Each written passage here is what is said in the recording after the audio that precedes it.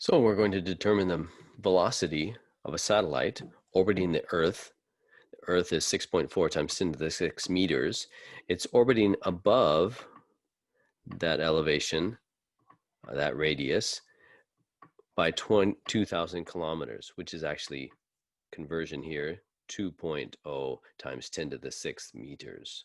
So to determine that velocity, we'll need to know that the force of the gravity is equal to the gravitational constant, which has been provided, times the mass of one object, times the mass of the other object, divided by the radius squared. That is going to be the same force as the force of the centripetal. And the force of the centripetal is our velocity squared over r times the mass of the satellite. We'll call it mass 1. But you'll notice the simplification. You'll notice that there's a mass 1 here, satellite, mass 1. The satellite mass doesn't matter. It's only the mass of the Earth in this simplification that will determine the velocity of the satellite. Now, this is a simplification because as the mass of the satellite does get larger, you can see that they'll have an effect on each other. But for our simplification, the mass of the satellite is not huge, so we are going to take this and work this simplification, eliminating the mass of the satellite.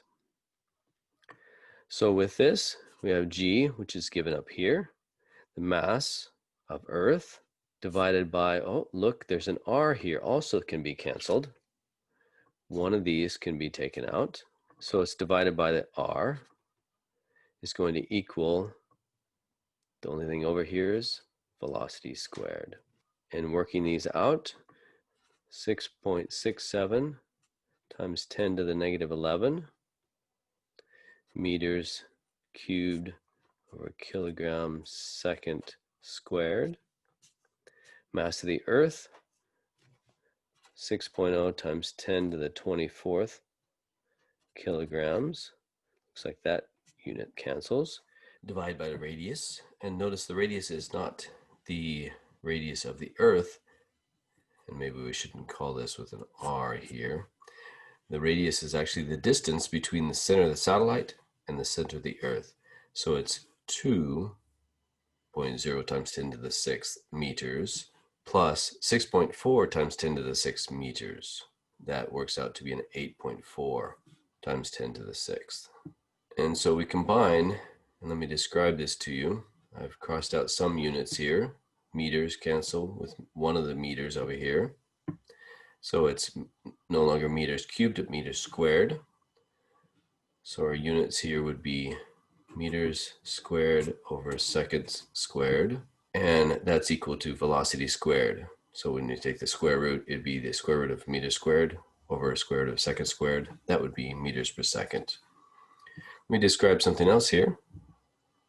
Is combining these numbers in scientific form would be the first term, the a, 6.67 times 6 divided by 2 plus 6.4, which is 8.4. So when we combine these, we have these a terms and then the exponents combined. So this is 10 to the negative 11 plus 24 minus 6. And that's minus because it's in the denominator.